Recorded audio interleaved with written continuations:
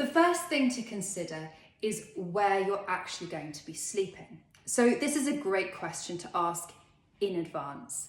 Find out if you're going to be in a spare room, if you're going to be in the same room, the type of bed or sofa you're going to be sleeping on. Perhaps you need to bring a blow-up bed. Perhaps you need to bring your own bed linen or a sleeping bag.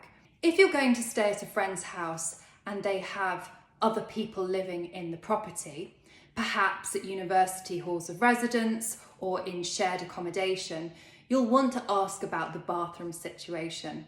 Perhaps there's general rules or etiquette to how the people use the bathroom, and perhaps you need to bring your own towels with you. Again, these are questions to ask in advance. You should always be really respectful to the house rules. No matter what they are, you should follow them. If by 11 o'clock the lights are out, the house is dark, or perhaps there are young children sleeping in one half of the house, you should respect this. Tread softly and quietly, don't make lots of noise, don't bang doors. And at the end of the day, you should respect your host and their wishes for the property you're staying in. I am allergic to cats. So if I go to stay with any family members who have cats, I specifically take my own bedding, and I also ask my host to make sure that the cat is not sleeping in the bedroom for a few days before I arrive. Otherwise, I get very, very poorly.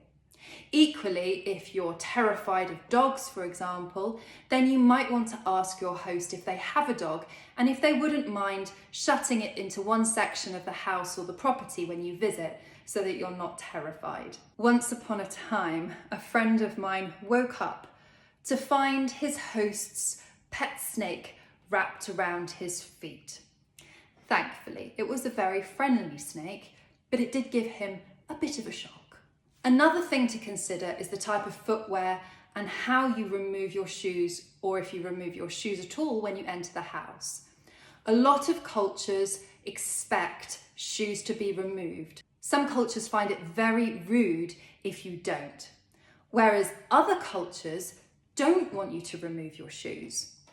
Equally, if you're wearing a stiletto inside, certain floorings can get easily damaged. So you want to make sure that you've checked with your host what they would like.